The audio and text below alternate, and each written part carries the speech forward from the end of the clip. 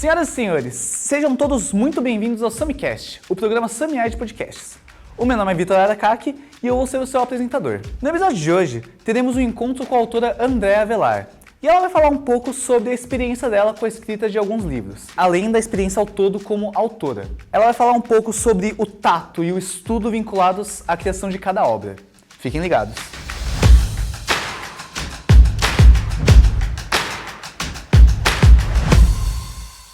No episódio de hoje, eu tô aqui com a Andréa Avelar, escritora. Só que, melhor do que eu falar sobre você, se apresente, por favor. É uma alegria estar aqui com vocês hoje, participando do SamiCast. Eu sou escritora, poetisa, roteirista. Eu me dedico à produção cultural. Eu escrevo peças, textos de apresentação cênica, poesia, sempre dedicada à infância e à juventude. Certo. Então, primeiro de tudo, eu queria agradecer pela sua presença e seja muito bem-vindo ao SamiCast. Muito obrigada. E, bom, a gente aqui, nessa realidade escolar, tem vários alunos de várias faixas etárias. E a gente adotou 2 livros seus, para o 3º e para o 4º ano. Sim. O primeiro deles é o livro Estela Estrela e Suas Férias do Espaço, que ele foi para o 3º ano do Ensino Fundamental 1. Você pode comentar um pouquinho sobre a escrita do livro? Ou, no caso, primeiro me conta um pouco sobre a história. Então, Estela Estrela, eu quis ressaltar no livro a importância do brincar. Porque brincando, a criança se desenvolve, ela pesquisa, ela descobre, ela aprende. Então, a Estela é uma menina que sonha em ser astronauta, ela sonha em ser cientista. E ela decide passar suas férias no espaço. Quando ela resolve que vai viajar, ela quer levar um presente para cada planeta do sistema solar. E ela escolhe esses presentes de acordo com a característica de cada planeta. Então é uma grande brincadeira e aí reforça essa questão, né, do brincar. E como ela faz essa escolha pensando nas características do planeta, ela introduz a curiosidade, ela provoca o leitor a ser protagonista das suas próprias descobertas. Ela instiga a pesquisa, a curiosidade para a criança querer saber mais sobre aquele assunto. É bem bacana isso, porque se a gente for pegar as crianças, tanto de hoje em dia quanto de alguns anos atrás, e você pergunta, qual o seu sonho? O que você quer ser quando crescer? A famosa pergunta. Muita gente fala, quero ser jogador de futebol. Hoje em dia a gente também tem gente que quer ser youtuber, por exemplo, sim, criador sim. de conteúdo. Mas uma coisa que quebra essa barreira que sempre esteve presente seria a questão do astronauta. Toda criança já quis ser astronauta. Então, ressaltando essa ideia do brincar, é uma coisa bem bacana. A pessoa consegue se identificar nessa história. E aí, o que é bacana nessa questão que você chamou, é que é interessante deixar para a criança a liberdade, porque nós podemos ser o que nós quisermos ser. Deixar que a criança acredite nisso e que busque. Então, eu posso ser astronauta, eu posso ser jogador de futebol, cientista, médico, professor, e ela pode ser sim. É bem bacana isso, trabalhar com a imaginação. Bom, sabendo um pouquinho da história, eu queria saber como que foi o processo de você começar essa escrita, o processo de criação da história em si. Quando a gente fala de astronomia, é um assunto muito vasto. A minha intenção foi colocar várias camadas de informação além da história. Então a Estela viaja, tem as suas férias no espaço. Quando termina a história, ela chega cheia de informação, cheia de coisas que ela aprendeu. Então eu fiz uma memória de bordo. A memória de bordo tem várias informações interessantes. Por exemplo, conta de onde vêm os nomes dos planetas. Ela coloca como se ela estivesse num post-it, num quadro no quarto dela. Ela vai colocando os post-its, fazendo aquela memória, colocando tudo que ela viu, né? Ela coloca, por exemplo, acredite, o Sol é uma estrela. Coisas assim que as crianças gostam de saber, né? Que os astronautas dormem em sacos de dormir presos às paredes da estação espacial. Se não se prenderem, sairiam flutuando durante a soneca. Então, assim, uma coisa bem lúdica, mas que, mais uma vez, provoca o leitor a ir buscar mais sobre isso, né? Mas por que o astronauta flutua né? Então, a leitura, ela vai além, né? Ela é um grande provocador, o livro. E além bom, tem a história, tem as memórias de bordo e tem uma linha do tempo que vai de Galileu Galilei até as últimas imagens enviadas pela NASA através do telescópio James Webb. E aí aqui no meio eu já faço uma brincadeira, colocando quando a Stella mudou com os pais para o lugar onde ela mora, quando ela nasceu, eu vou inserindo nessa linha do tempo com os principais acontecimentos da astronomia, fatos da vida da personagem, né? E aí ainda mais, tem mais uma brincadeira aqui no livro. As orelhas do livro se transformam em um jogo da memória. Então, a criança recorta aqui a orelha do livro e ela vai procurar qual presente faz relação com o planeta que a Stella levou. Por exemplo, Saturno ganha uma caixinha de música que é um porta-joia, fazendo alusão aos seus anéis. Aí ela faz ainda um comentário complementar. Pena que o som não se propaga no espaço. Senão essa caixinha de música daria daria até para fazer um baile, né? Então, assim, com ludicidade, com esse jogo do brincar, a gente vai inserindo as informações, instigando a curiosidade e apresentando, né, a obra para a criança. Entendi. Uma coisa que eu achei muito interessante, que me chamou muito a atenção, foi que, além de você fazer uma história proveitosa para a criança, no sentido de uma história divertida, uma história que a criança vai se divertir lendo, você também se preocupou bastante em trazer informações relevantes sobre o assunto, informações verdadeiras até, porque, querendo ou não, nessa idade, muita coisa do que a criança ouve, ela aprende. É coisa que realmente fica com ela. E ter toda essa atenção aos detalhes das informações presentes no livro é uma coisa que não é para todo mundo, querendo ou não. Outra coisa que me chamou bastante atenção foi na construção desse livro. Porque você fez um jogo da memória. Isso me chega a outra questão. Escrever a história é uma coisa. Saber sobre a construção do livro, sobre a ilustração e onde as informações vão estar é outra coisa que eu, não sei, na minha visão parece ser algo distinto. Como que é essa questão do processo de criação de um livro? A história nasce, né? E a gente tem que saber exatamente onde a gente quer chegar e o que a gente quer trazer para a criança. Com a Stella Estrela, eu quis que esse livro fosse uma grande brincadeira e um grande provocador, porque é interessante que a criança seja protagonista dos seus próprios estudos, seja curiosa, seja investigativa. Então, para que eu pudesse inserir todas essas camadas, eu construí a história, mas é muita informação.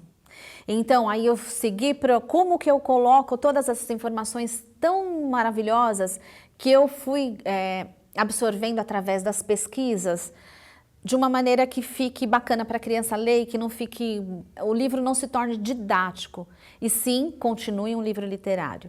Então aí vem aquela coisa, né, que se funde a pesquisa com a criatividade, né, com o estudo com a criatividade. E eu acho que é isso que é a missão do escritor, é pegar um assunto que já foi falado, um assunto que é do universo, do mundo, das pessoas, e arrumar uma forma diferente de falar sobre ele. E foi o meu desafio, né? Foi conseguir transmitir para a criança de um jeito diferente coisas que já estão colocadas aí em outros meios. Eu imagino que realmente fazer essa diferenciação de um livro didático para um paradidático deve ter sido um desafio e tanto. E a questão da ilustração realmente chama a atenção do seu leitor. A Luana, o livro foi ilustrado pela Luana Chinaglia, uma ilustradora super generosa, muito competente, e as ilustrações ficaram maravilhosas. Ela já fez as ilustrações do livro com as imagens, as últimas imagens enviadas pelo James Webb. Então são ilustrações realistas que foram inspiradas no que tem de mais recente. Então ela observou todas as novas imagens, as novas crateras, os detalhes, né, que esse telescópio superpotente enviou e usou no livro. Júpiter, eu achei que ficou sensacional com essa Então a criança olha e quando ela vai na internet, ela percebe que as imagens são muito semelhantes, né? Nossa, bem bacana. E quando que foi a estreia desse livro? Esse livro foi lançado ano passado, fez um ano agora. Foi Nossa. um ano de Estela Estrela. Já atingiu, já está nas mãos de muitas crianças. Bom, feliz aniversário, Estela. Fez um aninho agora, em abril. Qual que foi a sua inspiração? Tanto para chegar no tema, quanto para chegar nos personagens? A minha inspiração foi, a minha intenção foi mostrar o quanto a astronomia é importante. Porque quando a gente sabe mais sobre o universo, a gente sabe mais sobre o nosso planeta, que é a nossa casa. E aí a gente aprende a cuidar do planeta e cuidar melhor de nós mesmos. Então, quando a gente entende como funciona, ou pelo menos a gente tem uma curiosidade, uma intenção de saber mais sobre a astronomia, a gente entende melhor sobre nós mesmos, né? É muito interessante quando eu visito as escolas e conto para as crianças que nós somos formados por poeira estelar. Nós somos pó de estrela, porque tudo que compõe o que nós somos, a água que a gente toma, a caneca, o chão que a gente pisa, a nossa pele, o nosso sangue, nós somos formados por átomos. Mas de onde vêm os átomos? Os átomos são formados nas estrelas. Então, nós somos poeira estelar. Por isso que cada um de nós é único, é especial, é importante. Porque nós, né, ainda brinco com as crianças, acham que é por isso que a gente brilha tanto. Porque nós somos pó de estrela. Então, eles ficam impactados, eles ficam, nossa, mas que curioso. E eu tenho certeza que essa provocação vai fazer com que a criança chegue em casa e vai lá pesquisar, e vai perguntar, e vai questionar. Muitas crianças chegam para mim e me contam, nossa, eu descobri que as estrelas ficam tão distantes, né, e vêm com aqueles números enormes. Eu acho bonito isso, né? Porque o que é mais importante, o que é mais bonito do que ver uma criança pesquisando, investigando, aprendendo, sendo provocada, né? Então, a minha inspiração, a minha intenção foi essa, mostrar o quanto a astronomia é importante, né? Entendi. Essa questão de instigar a criança, de provocar ela a querer saber mais, é uma coisa bem interessante, bem bacana. E também, a personagem principal, ela aparenta ser uma criança, então você também acaba até refletindo para elas. Quer dizer, a criança também se identifica, tanto com a personagem, quanto com a questão que a gente trouxe bem no início, de querer ser uma astronauta. Eu escrevi uma poesia que fala sobre isso, sabe? Eu escrevi a poesia inspirada na Estela Estrela, para mostrar para as crianças que elas podem, aquela questão que a gente falou lá no começo, né? O que eu quero ser, o que eu posso ser, né? Mostrando tudo o que eles podem, né? E eu acho que as crianças recebem muito bem dessa forma com que foi dito. É bem bonito. Você tem essa poesia, um pedacinho pra gente ouvir? Tenho, trouxe. Eu trouxe, ela é curta, mas eu acho que a gente... vocês vão entender todo esse contexto que a gente conversou, eu coloquei aqui na poesia. E eu recito a poesia depois que eu conto para a criança que ela é poeira estelar. Okay. Então, é como se fosse uma afirmação. Fala, olha, é verdade, a gente está falando isso daqui e é verdade. Então, a poesia é assim. Estela me contou que eu posso voar, visitar as estrelas, dançar com os planetas ou pisar na lua. Sim, eu posso. E você pode, você pode. Erra quem disser que não, erra feio. Meninas e meninos de todas as idades podem ser astronautas, cientistas, escritores, ilustradores, professores, economistas, atletas, músicos. Podem ser, podem sim, podem ser felizes. Somos pó de estrela, lembra? Pó de estrela, estrela é. Estela é estrela, eu sou estrela, você é estrela. Estrelamos quando dizemos sim à educação, à arte, à ciência, ao livro. Estrelamos quando dizemos sim às viagens espaciais que fazemos em caixas de papelão ou na nossa imaginação. Somos pó de estrela, lembra? Pó de estrela, estrela é. Estela é estrela, Eu sou estrela, você é estrela. Vamos juntos brilhar? Muito legal. É interessante a Estela pegando e estando nesse lugar de inspiração. Nessa poesia, ela chama a criança. Ela explica essas questões. E eu gosto de sempre dizer que o livro, metaforicamente, o livro ele não termina no ponto final. O livro, ele começa no ponto final. Quando eu escrevo uma poesia, uma música, uma apresentação cênica, a partir, baseada, essa produção cultural que é baseada na minha obra, eu mostro para a criança o quanto pode transbordar de um livro.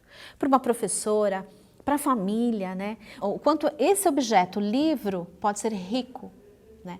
E que a partir dali, quanta coisa você pode provocar, você pode conversar e fazer com que ele seja importante na vida da criança, né? Certo. Falando agora sobre o segundo livro que o colégio adotou, O Quintal de Aladim. Ele foi um livro que a gente adotou para o 4º ano do ensino fundamental. E eu queria saber um pouco mais sobre ele. Você pode me contar um pouco sobre a história, o que é contado nesse livro? O Quintal de Aladim é um livro que conta a história de um menino sírio que veio para o Brasil com sua família, fugindo da guerra na Síria. Eu quis conversar com as crianças sobre esse assunto porque cada vez mais as crianças têm convivido com outras em situação de refúgio nas escolas, na sociedade. E é necessário conversar com as crianças, e o livro é ponte, é porta-voz para nós falarmos com as crianças sobre qualquer assunto, até os mais difíceis. E eu trouxe esse assunto que é tão delicado, né, que é o refúgio, que são as pessoas em situação de refúgio, de uma maneira bem leve, bem poética. É como se eu convidasse o leitor a pisar nesse chão duro dessa informação tão difícil, mas com sapatos macios, com leveza, com poesia. O livro é um livro que fala sobretudo de esperança e convida o leitor a enxergar beleza nas diferenças. Certo, então você diria que a escolha desse tema realmente parte dessa questão, que as crianças vão estar cada vez mais em contato com isso? Isso, eu sei exatamente quando nasceu a vontade de escrever O Quintal de Aladim. Eu estava numa escola conversando com leitores sobre outra obra, sobre outro livro. E o meu olhar cruzou com a profundidade de do olhar de uma menina síria refugiada. Ela estava na escola, a professora, ela estava na fila para que eu autografasse o livro dela, e a professora falou para mim: olha, Andréa, essa aluna, ela vive em situação de refúgio no Brasil, ela veio da Síria. Ela ainda não fala a nossa língua fluente, ela não fala direitinho o português ainda, mas ela entende. E eu me debrucei assim na mesa, olhei bem para o rostinho dela e disse: você é bem-vinda. E eu percebi a transformação no semblante daquela criança. E aí eu falei: eu preciso conversar com as crianças sobre isso. Então, naquele momento, essa menina, sem saber, fez O Quintal de Aladim nascer no meu coração. Entendi. De um lado, é muito bom que você conseguiu trazer esse tema que é tão difícil de ser falado hoje em dia. Por outro, a gente até se entristece um pouco que é uma questão relevante e atual. Sim. Querendo ou não, a gente está num período de guerras que a tendência é que realmente essas questões cresçam, que realmente aumente essa questão do número de refugiados. Por isso, você ter conseguido trazer essa questão é muito bacana, é muito interessante. Falando um pouco sobre a experiência de escrita desse livro, eu queria saber, como foi para você, como escritora, estudar o tema? A minha escrita, o meu olhar inspirado, ele se funde com a pesquisa e com o estudo. Para escrever O Quintal de Aladim, eu li milhares de páginas de outros livros para que eu pudesse saber o que o refugiado sente, o que ele viveu. Eu assisti muitos documentários, conversei com refugiados, porque quando a gente lê sobre determinado assunto, a gente acaba se apropriando dele de acordo com o nosso repertório de vida. E eu precisava me certificar de que eu estava representando os refugiados, então eu fui conversar com eles. Então eu entrevistei pessoas que confirmaram que naquele livro eles estavam representados, né? com toda a delicadeza, com toda a forma de trazer o tema. Então foi um livro de muita pesquisa, muito estudo, além da convivência.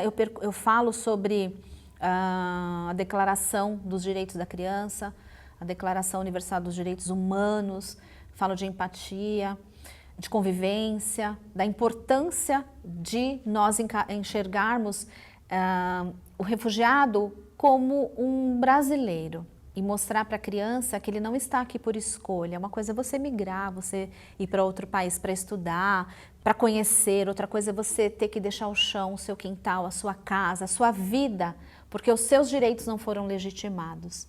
Então eu tive que pesquisar muito e foi muito importante, muito bom pesquisar para escrever o Aladim.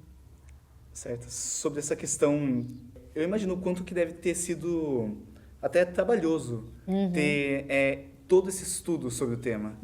Eu imagino também que deve ter sido bem difícil esse contato com os refugiados. Eu digo, eu não sei, é uma coisa que a gente assume partindo da mídia, mas esse contato com os refugiados, que como você falou, eles não estão por escolha, eles foram basicamente expulsos de casa. Sim.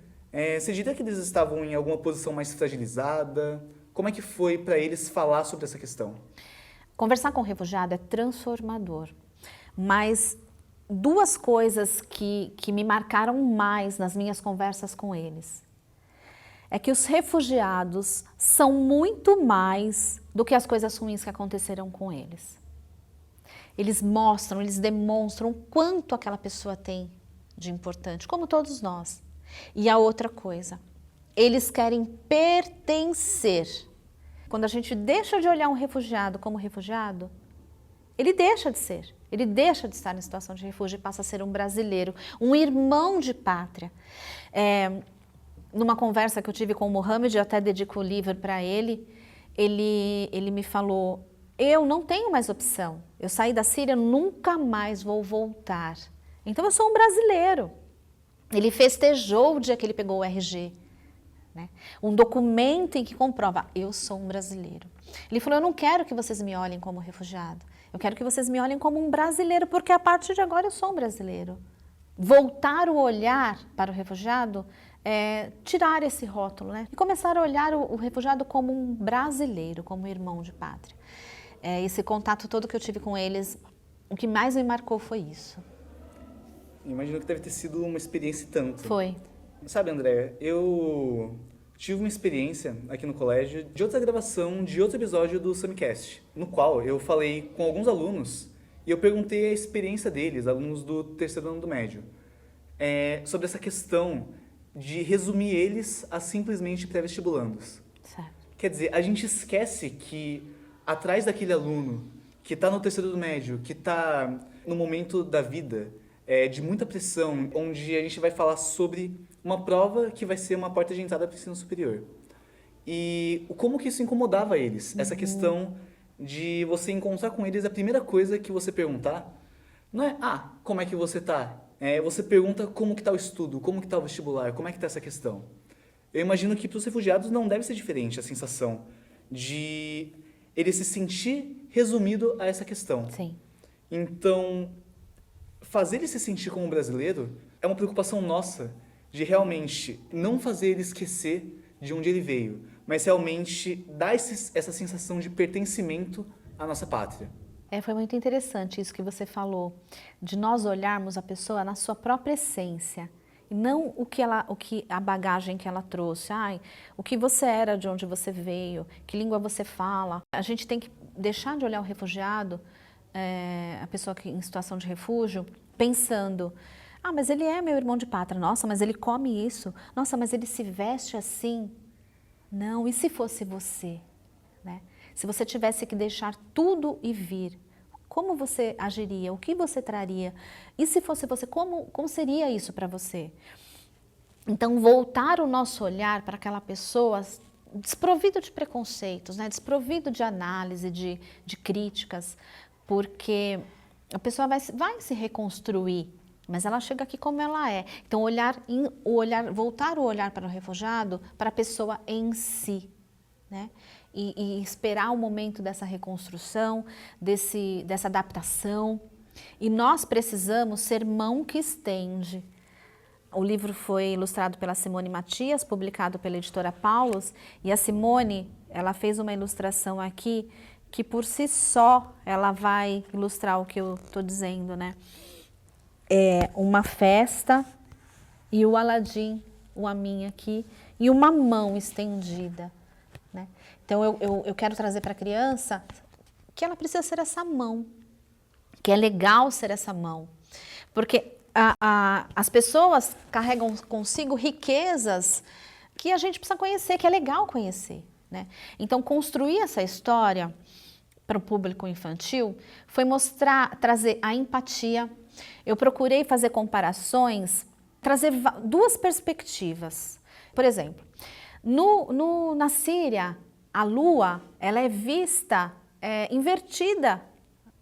A lua crescente, por exemplo. Aqui nós olhamos a lua como uma gigante letra C. No céu da Síria, ela parece que está se olhando no espelho. Então, Aladim gostava de olhar as constelações. Na Síria, ele via a Ursa Maior, a Ursa Menor. Quando ele olhou aqui para o céu, aqui no Brasil, ele encontrou o Cruzeiro do Sul.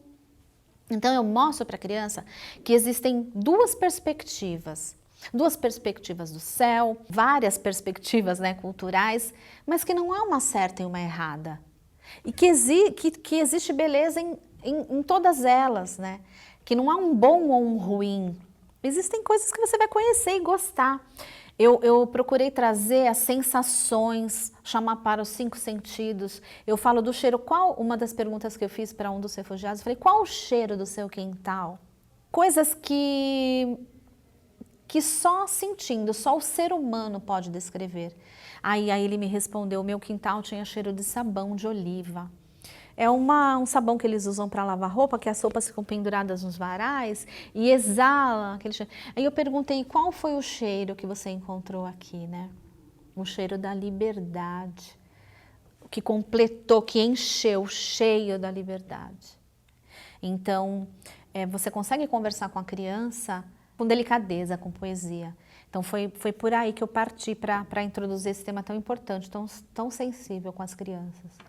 Toda essa questão, então, você trouxe para a criança de uma forma um pouco mais leve um assunto extremamente complexo. Sim. Uma coisa complicadíssima. É. Pra gente já é um tema difícil. Eu imagino que para elas deva ser uma coisa ainda mais complicada de se entender, propriamente falando. Sim. Esse livro, eu achei ele muito interessante nessa questão, que você conseguiu trazer um tema muito sensível, de uma forma mais leve. E como você acha que esse tema atingiu o seu público? A criança lendo esse livro, o que você acha que ela sentiu? Quando eu me encontro com as crianças nas escolas, eu tenho um retorno tão bonito. É maravilhoso perceber o quanto eles entenderam o que eu quis trazer. Outro dia, conversando com um pai de um aluno, ele veio conversar comigo muito emocionado e disse que o seu filho, na classe desse menino, tem uma aluna que usa o hijab. E as outras crianças vinham, puxavam o véu e ficavam brincando com o hijab da aluna. E quando ele leu o Quintal de Aladim, ele veio conversar com o pai. O pai nem sabia do livro e tal, mas quando a criança veio conversar com o pai, chamou a atenção porque o menino veio emocionado, contando para o pai que nunca mais ia puxar o hijab da amiga, porque ele havia entendido o porquê ela usa o hijab, porque ela veio para o Brasil como em situação de refúgio. Naquele momento eu falei, o Quintal de Aladim mudou a vida dessa menina naquele momento. Né? E o quantas crianças, quantas questões não vão ser refletidas pelas próprias crianças a partir da leitura do livro. E também uma outra coisa que eu faço com as crianças, que é maravilhoso, eu levo a bolsa do Aladim. Eu tenho uma bolsa que eu mandei fazer igual a dele. E eu conto para as crianças que ele não teve a oportunidade de trazer nada consigo. Entregaram uma bolsa para ele e disseram, vai. E se fosse você? Se tirassem o seu quintal, o cheiro do seu quintal, as flores do seu quintal, te entregassem uma bolsa e dissessem, vai, o que você levaria? E eu encontro manifestações incríveis e sensíveis. Nunca ninguém escreveu, eu entrego um papel e peço para que a criança escreva. Nunca colocaram o carro do ano, a casa, as joias, bens materiais. As crianças colocam as sensações, os cheiros, fotos. Gente, uma criança pensar que quer carregar ali naquela bolsa o cheiro do travesseiro da mãe, só as coisas que nos constituem como pessoa. Então, eu percebo que o livro atinge, que essa conversa é válida, que o livro atingiu, quando essas manifestações chegam até mim.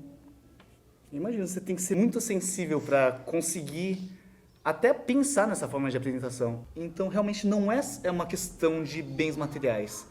Ela acaba pensando muito sobre como que ela vai lembrar de casa. Sim. Ser tirado do seu meio, que você viveu a sua vida inteira, obrigado ainda por cima, e com uma coisa tão minuta, resumida, que nem uma bolsa simplesmente, não dá para carregar tudo.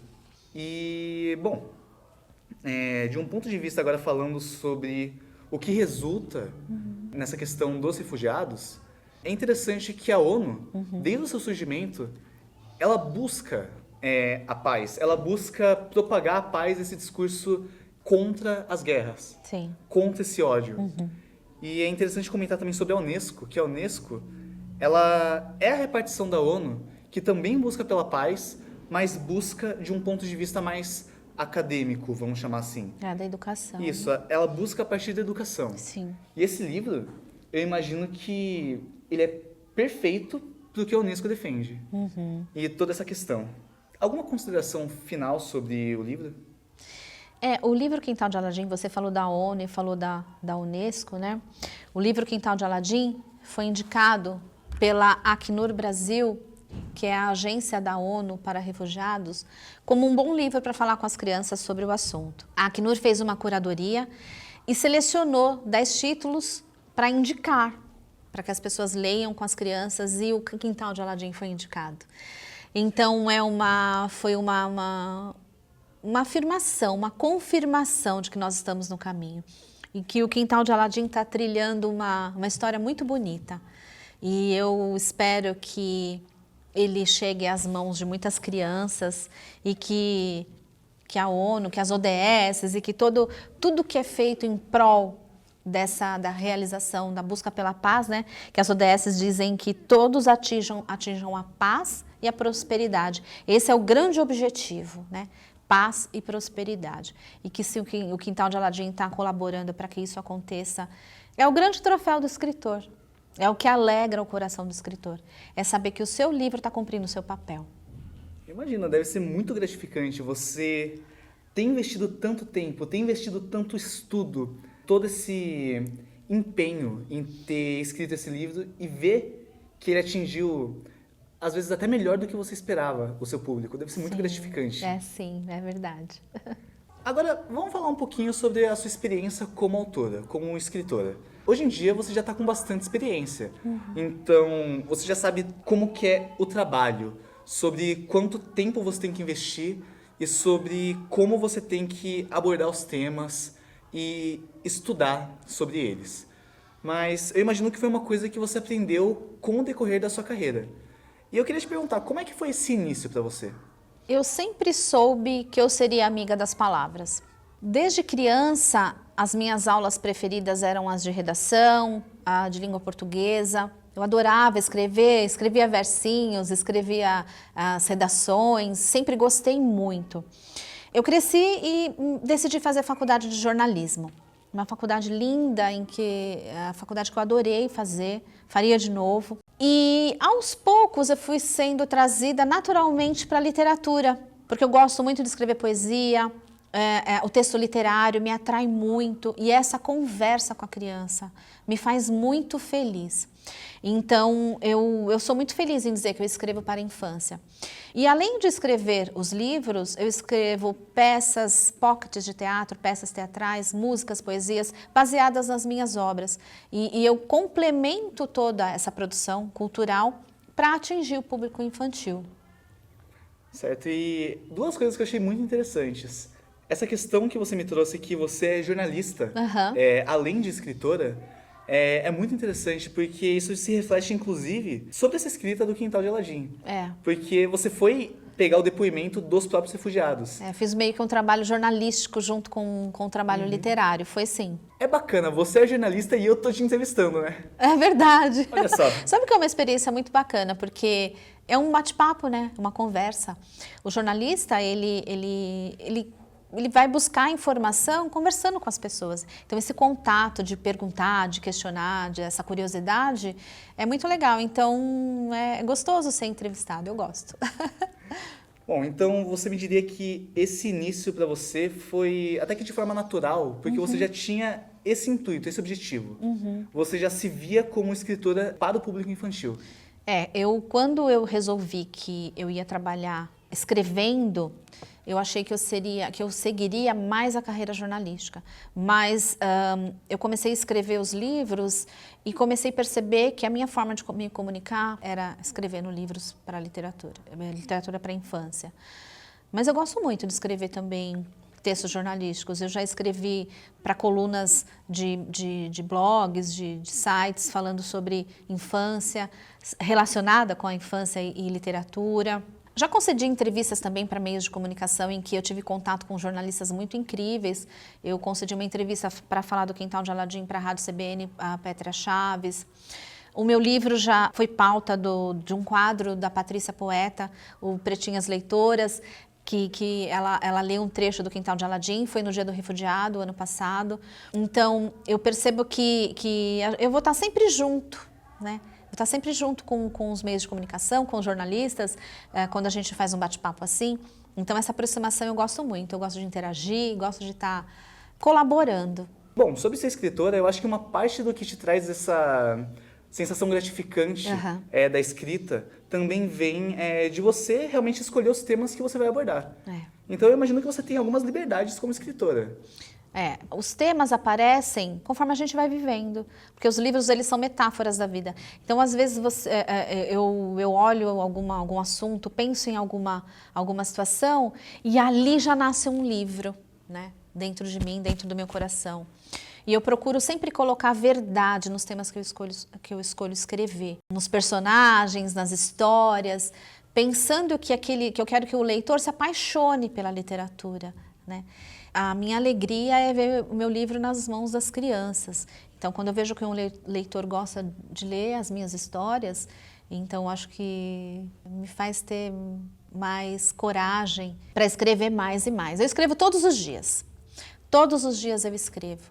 É o meu trabalho. Como você levanta todos os dias e vem para o seu trabalho, todos os dias eu escrevo. Não digo que tudo que eu escrevo vai se tornar um livro, mas eu escrevo uma poesia, um texto para publicar, uma ideia, e muitas dessas ideias tornam-se livros. Bacana, bacana. Deve ser uma sensação maravilhosa. O que saiu da sua mente, que chegou no seu papel, chegou à mão de crianças pelo Brasil inteiro. Verdade. E, enfim, você comentou que você escreve todo dia. Sim. E que você tenta colocar sempre a verdade nos seus livros. Nesse sentido, são realmente 2 desafios. Quer dizer, além de ter toda essa disciplina, toda essa vontade, todo dia de criar, de apresentar um assunto novo, também tem a questão de como você faz isso. E, bom, nesse sentido, hoje, o que você considera mais desafiador sobre ser escritora, sobre ser essa autora? São muitos os desafios, mas a minha meta, o meu desafio, o que eu quero vencer todos os dias é formar leitores apaixonados. Leitores, crianças, pessoas que leiam pelo prazer de ler, né? Eu vou comparar isso a um abraço. Você pode abraçar uma pessoa por um hábito, mas quando você abraça aquela pessoa com alegria, com prazer, é diferente. Então, eu quero que a criança sinta prazer por ler, porque essa leitura prazerosa que é transformadora. E por trás de todo esse prazer, sempre haverá algo que ela vai aprender, que ela vai questionar, que vai inspirar. O livro vai fazer isso naturalmente. Mas o meu desafio, o que eu quero que aconteça é que os meus livros colaborem para formar leitores apaixonados. É uma ideia muito bonita. E é uma coisa que surgiu em você ao decorrer da carreira como autora, ou foi uma coisa que desde o início você já tinha certo o que você queria? Eu quando escrevi a minha primeira história, na verdade, a minha primeira história foi Isolda e o Mistério do Baú de Histórias. Uma fada que tem cheiro de baunilha. Então, as crianças conversam comigo e falam que sentem o cheiro da fada na casa delas, né?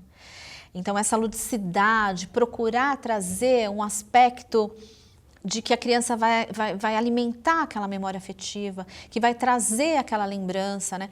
Então, eu sempre coloquei nas minhas obras o chamamento para os 5 sentidos, né?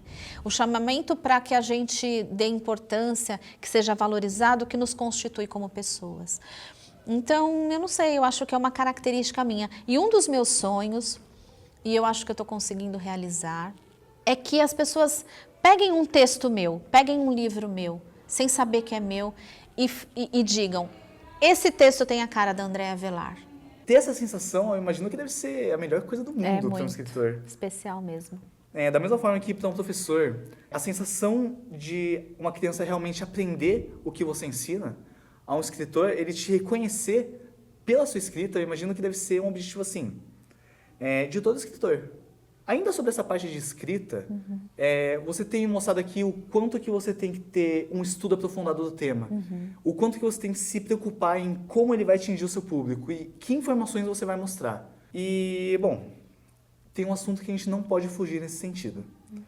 Muitas pessoas estão vendo o crescimento da inteligência artificial como um perigo, até. Quando a gente fala da questão até de perspectiva de futuro, sobre o emprego. Tem muitos empregos que estão sendo especulados como coisas que vão sumir.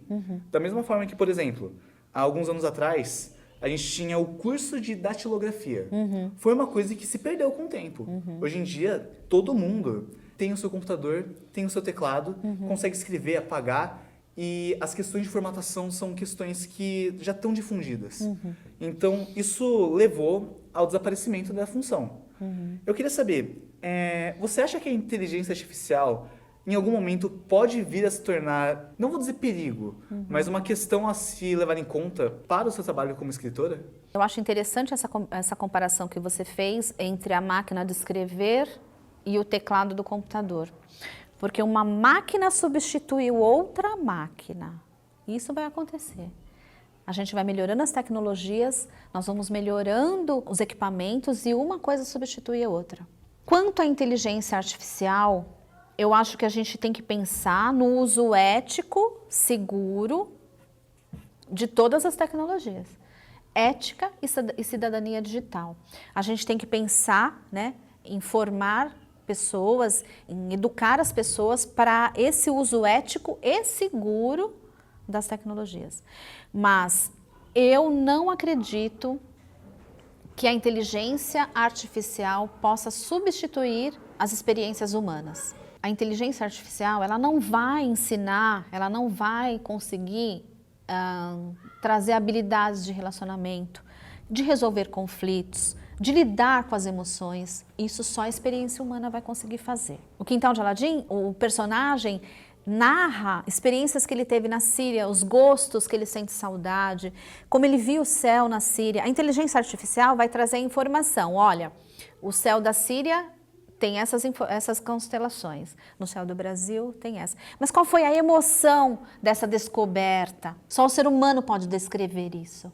Então, havendo um uso ético e cidadão, pode ser uma boa ferramenta, né?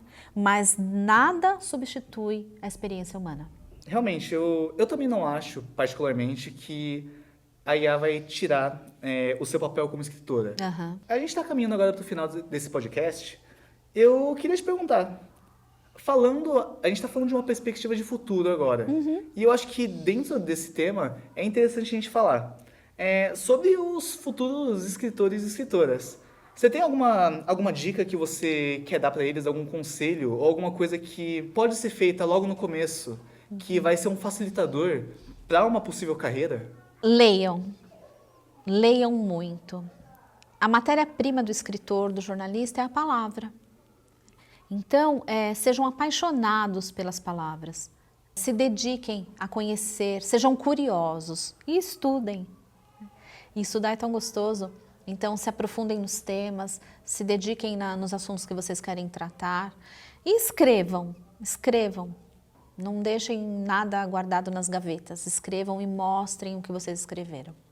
Por acaso tem algum livro no forno que já está para sair, alguma coisa que você pode dar uma palhinha pra gente? Temos, eu tenho algumas obras em andamento, que eu não tenho data para lançar ainda, mas tem um livro que está praticamente já pronto, logo está nas mãos das crianças.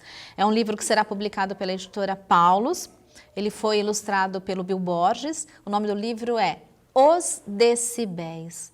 Os decibéis giram em torno da música, é uma banda, é um grupo musical que tem componentes muito diversos.